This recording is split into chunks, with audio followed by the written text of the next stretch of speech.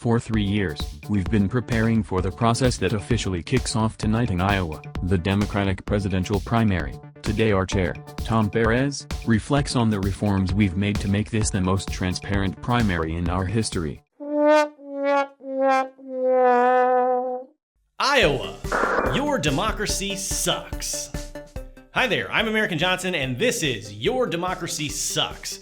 In this series, we pull apart our systems of democracy, try to see what makes them tick, and find ways to improve them. And yes, this will be another YouTube video about the 2020 Iowa Caucus, but this isn't just going to be about Iowa.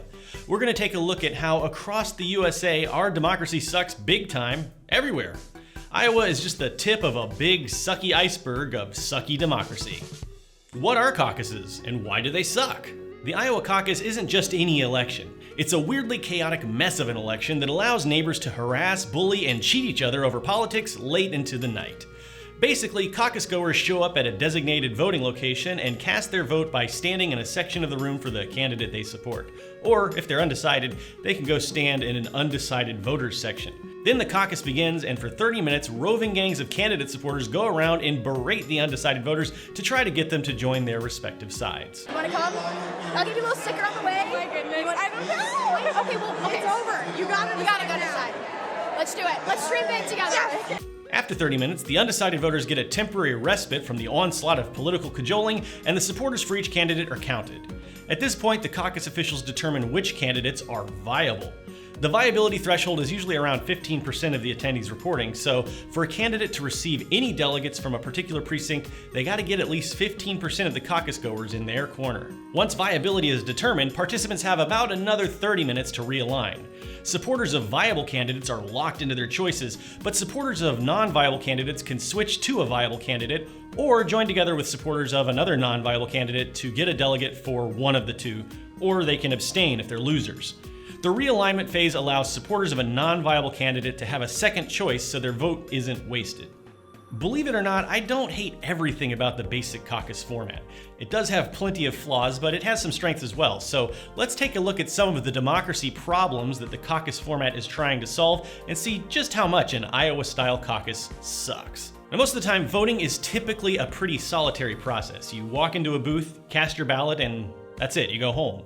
There's very little interactivity with your neighbors, and most of the potential for meeting and discussing politics with the rest of your community has to happen well before you go to the polls. The caucus seeks to turn voting into a community activity where voters can debate, discuss, and share experiences with each other. For these reasons, caucuses have been described as a gathering of neighbors, and to be honest, I think there's something to be said for creating spaces for all of us to come together and engage with each other over the issues that affect our lives. But the way the caucus is structured is actually pretty terrible for what it sets out to do. Just having two 30-minute rounds is hardly enough time for folks to have meaningful discussions about politics. It creates a frantic and chaotic atmosphere that is highly likely to alienate and bewilder undecided and unsure voters. This kind of environment is also very unwelcoming to people with neurological conditions or neuroatypicality or disabilities that would make them uncomfortable in a high-pressure, frenzied, and high-conflict environment like a caucus. I personally have social anxiety, and the idea of going through a caucus process is pretty daunting for me. I can only imagine what it would be like showing up if you're a minority in your community.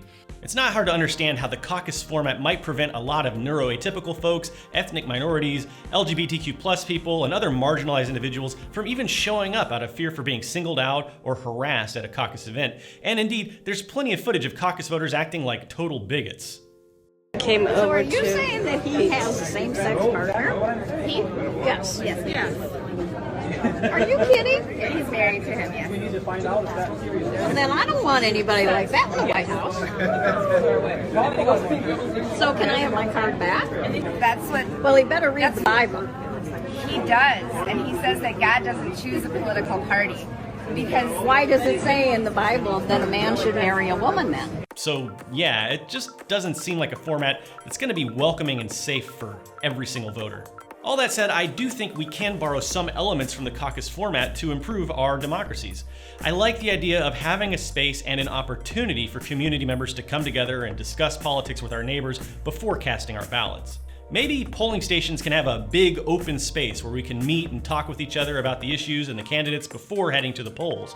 But this should be optional. People who aren't comfortable in those kinds of social situations for whatever reason should have the option of a side door or something like that where they can just go straight to the voting booth without having to engage with anyone. Something like this might offer the best of both worlds. You know, folks who are still on the fence about who to vote for can go and talk to folks that they share a community with and share information with each other, but there's no pressure or requirement to participate, so everyone can have a voting experience that they're comfortable with. The second choice. Another problem the caucus seeks to solve is a problem I talked about at great length in my previous episode of Your Democracy Sucks. It's a major bummer when you're backing a candidate who just doesn't seem viable. You might really want to vote for someone, but you just don't think they have a real shot at winning. So the caucus gives voters a chance for their vote to count even if their first pick doesn't turn out to be viable. This is a real problem that does need to be addressed, but there are much simpler ways of solving it. I'm a big fan of the board account or ranked choice voting for giving maximum voice and impact when voting. If you'd like to learn more, there's a link to the video I was just talking about on ranked choice voting in the description of this video, so check it out. Long story short, ranked choice voting gives voters a second chance to participate in an election without all the chaos and discomfort of a caucus. It's instant, it's simple, and it doesn't suck. Regarding delegates. If you voted in the Iowa Caucus, you weren't voting directly for the presidential candidate of your choice. You were voting for the delegates of your precinct who will then go and vote on your behalf. It's basically a mini version of the National Electoral College where you vote for a representative who will then vote for the president. It's a very indirect way of doing things, and it sucks. In my next episode of Your Democracy Sucks, I'll go into a lot more detail about indirect delegate systems like we see in Iowa and in the Electoral College, so be sure to subscribe if you want to see that later. But for now, let's talk about one specific problem that came up again and again in the Iowa Caucus. What do you do if there's a delegate tie? In the Iowa Caucus, precincts are given a certain number of delegates based on, well, it's complicated. Way too complicated, which sucks, but suffice to say that each precinct gets a certain number of delegates, and that's who you're actually voting for when you go to the caucus. So what happens if there's a tie for a delegate? Well, according to the DNC, ties are resolved by a coin toss. Now, if you're going to decide the results of a tie with a coin toss, you could at least come up with a standard protocol for how the coin should be tossed, maybe establish some clear rules for what constitutes a proper coin toss to avoid bull mess like this. Tails. There you go. You get the delegate.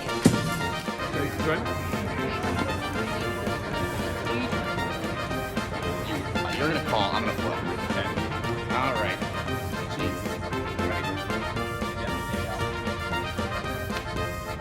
It is tails.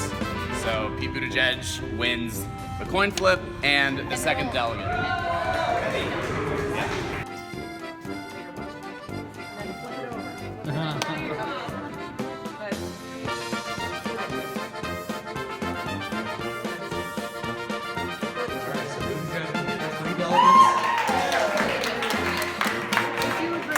But honestly, I just hate the idea of coin tosses determining where a vote is going to go. It robs agency from voters. Tossing a coin to decide who gets a vote sucks. Ranked choice voting gives us a much more rational and consistent method for resolving ties. You can just choose the candidate who had the highest number of first choice votes. And if that's also a tie, which is highly unlikely, you can do the same thing with the second choice votes and so on and so on. And the best thing about it is it doesn't suck. It actually makes a lot of sense. It's a clean, transparent system. It can be tabulated almost instantly. It's freaking awesome. I freaking love the ranked choice voting system. Sorry, I'm passionate about the board account. Look, the point is, I think any system of voting which has to rely on a coin toss sucks. At the end of the day, if a voting system has to rely on random chance instead of voter agency to make an important decision, that's just a symptom that the system has not been carefully or thoughtfully designed. It sucks. After these messages, we'll be right back. Hello, my name is Javi, and you know me by my channel called Cuñado de izquierdas. aka El left is loudmouth. My channel is half in English, mitad en español. Anyway, it's mostly leftist content, and don't worry, there's subtitles everywhere. both English and Spanish. Hay subtítulos en inglés y en español, so don't worry about it, no biggie. I make a not so serious political critique from a leftist perspective, duh. And you know what I got lately to thank you all for it? Yes, finally, the Feed the Rich to Your Cat t-shirt. Come watch. Cuñado de izquierdas. You know the drill. Waiting for the Iowa Caucus results to come in was like waiting for an MP3 to download on dial-up back in the 90s. I was definitely getting Napster flashbacks. I was checking every morning to see who won, only to see that the results had only ticked up a few percentage points while I was sleeping. It sucked. The reason, of course, for this glacial tabulation was a spectacular failure of software developed for the Iowa Caucus by a company called Shadow. Shadow is an anthropomorphic black hedgehog appearing in Sega's Sonic the Hedgehog series of platform games and its various spin-offs. No, wait. Shadow Inc. is a small tech startup that was recently launched to provide software solutions for progressive candidates in the USA, and it sucks. The software they developed for Iowa really sucked, and since it failed so hard, precincts had to submit caucus results on paper anyway. And things were further delayed by a shadowy inner cabal of the DNC instituting quality control, and by the fact that some results were being sent to the DNC headquarters via friggin' snail mail. So I take that back, it's actually way worse than dial-up internet.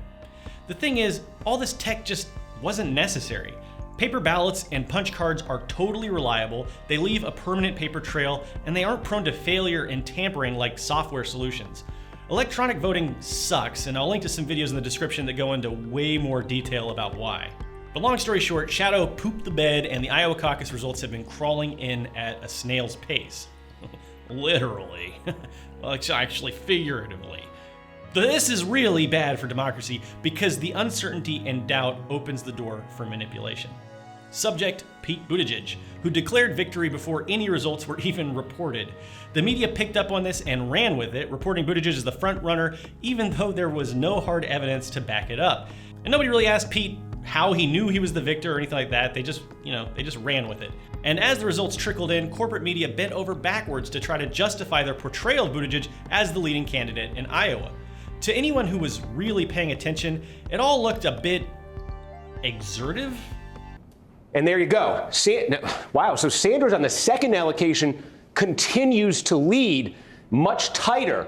So how does Sanders lead in the state delegate equivalent? How does Buttigieg lead in the state delegate equivalent if he's not leading on the second allocation? It gets into it. I got to take a look here very closely. But my theory, my suspicion here, strong suspicion would be what we've been talking about. These counties are weighted differently here. Notice that the corporate media was fixated on the SDE, or state delegate equivalent numbers, which Buttigieg seemed to be leading in. There was very little lip service given to the popular vote, which was strongly favoring Sanders, even though the only number that would really matter for the actual final outcome was the delegate count. Now, if you are going to pick a number besides the delegate count to focus on while results are still coming in, doesn't it make way more sense to focus on the popular vote? Isn't that more reflective of the will of the people and overall campaign success for either candidate? Well, either way, Buttigieg got his PR, and to the average viewer who isn't plugged into damn Twitter all the time, it probably still seems like he won Iowa. You see, this is key. Most people don't follow politics 24/7. Most workers just don't have time. We're lucky if we can browse through Google News or watch CNN for 15 minutes a day, and if we take it for granted that corporate media is reporting with honesty and integrity, we're going to be left with the impression that Buttigieg won Iowa. And in terms of PR and publicity, this is going to have a real impact on the next state primary. But now that we have 99% of the results in, we know that Buttigieg did not win in Iowa. He actually lost the popular vote pretty severely to Sanders. He tied with the delegate count, and at best eked out a very teeny tiny little lead on the completely arbitrary and meaningless SDE outcome. So all week, the results have been slowly oozing in a way that has favored Buttigieg in terms of PR and momentum, with Sanders' strongest precincts coming in at the tail end of the reporting. When you couple this with the fact that Buttigieg gave $42,500 to Shadow, the Iowa Caucus app developer, things start to seem a little suspicious. When you then learn that Shadow was founded by former members of Hillary Clinton's campaign and consider that Hillary Clinton really has it in for Sanders, things look even more suspect. But hey, don't worry about it. As Tom Perez said, this was the most transparent caucus in US American history. I mean, on February 5th, 2 full days after the polls closed, Shadow's CEO sat down and he talked to the media. They spoke to the major news site, Bloomberg. Yes, dear viewer, you heard me correctly. When Shadow finally broke their radio silence, it was to a news outlet that was founded by none other than DNC presidential candidate Michael Bloomberg. Okay, before you label me as some kind of fringe conspiracy theorist, let me make it abundantly clear. I'm not saying there was some kind of vast conspiracy to screw over Sanders and tamper with the results of the Iowa caucus. I'm also not saying that there wasn't a vast conspiracy. What I am saying is that it does not matter if there was malicious intent or a secret plot to rig the caucus or not, because no matter how you look at it, what's been going down in Iowa has indisputably and undeniably been a whole hell of a lot of conflict of interest. Conflict of interest is a pretty simple concept. It's just when the interests of two parties are incompatible or at odds with each other, especially when ethics are concerned. I used to be on a grant writing board for the city of Columbia, South Carolina, and we basically sat down once a month and we decided how to distribute city funds to various local charities and nonprofit organizations. I was running a business at the time, and I had a few nonprofit clients. Now, if one of my nonprofit clients had submitted a grant proposal to the board I was on, I was expected and required to recuse myself or remove myself from the discussion and from the vote because there was a conflict of interest. Basically, it would have sucked if I were voting in favor of my clients for pretty obvious reasons. I would be benefiting my own customers, which would be benefiting myself indirectly. Having conflicted interests in politics is a great recipe for corruption, which is why the USA's democracy is so friggin' corrupt, because conflict of interest is totally rampant in the USA, as we saw in Iowa. From lobbying to campaign contributions, it's pretty clear that politics in America are plagued with these kinds of conflicts of interest. It's really become so normalized that we don't even really notice how screwed up the whole situation with Shadow is on face value. Truthfully, it does not matter if Shadow was part of some kind of secret election rigging. The fact is, it was completely inappropriate for the company that developed software for the Iowa Caucus to be accepting funds from candidates running in that caucus. It is a very clear conflict of interest, and it should never have been allowed to happen. Buttigieg must be held accountable for spending tens of thousands of dollars on software from Shadow, and the DNC should be held just as accountable for selecting an app developer that was already working with Buttigieg. The fact that all these entities were in bed together is disturbing as hell and not something any of us should just let go of. It was inappropriate, it was unethical, it should be illegal, but that's just business as usual in American politics, where our interests are conflicted and our conflict is oh so interesting. So conflicts of interest in politics suck. Big time. We need to be on the lookout for conflicts of interest, and in my opinion, participating in a deliberate conflict of interest should be treated the same as cheating. Because when conflicts of interest are working together on political projects, it's just way too easy to cheat and to totally get away with it. Transparency and strict protocols are vital for protecting our democratic systems from conflicts of interest. And until we, the people, begin to take such conflicts of interest very seriously, they're going to continue to wreak havoc on our democracies. Look, there's a lot more to be said about Iowa, and like I said, next episode we're going to be talking about the Electoral College and delegate systems in general, but that's all the time I have for today. I'm American Johnson, this is Non-Compete, and your democracy sucks. And hey, real quick, I wanted to give a very special shout out not only to our patrons, who you see the names of right now, they're very special people who make this channel possible, but I also want to shout out to our audience of The Slowdown, which is a weekly series we do where we interview leftists from around the world. And this week, our audience raised over $130 in stream donations, and I have donated all of that to Bernie Sanders, including the fees that PayPal and YouTube were taking out. So $130 to Bernie Sanders to help try to fight in this very important primary. Hey, listen, if you don't support Bernie, if you don't want to vote for him, that's fine. I just hope that you pay attention, I hope that you participate, and I hope that you engage with politics in your community. And ultimately, let's overthrow the United States government. I'm American Johnson. Thanks for watching. Bye-bye. A community rates low on an information scale when the press, radio, and other channels of communication are controlled by only a few people, and when citizens have to accept what they're told. In communities of this kind, despotism stands a good chance. These children are being taught to accept uncritically whatever they're told. Questions are not encouraged. How can you ask such a question? Have you got a textbook? Yes, ma'am. Does it say here that our law courts are always just? Yes, ma'am. Then how dare you question the fact? Sit down. And so we aren't surprised when...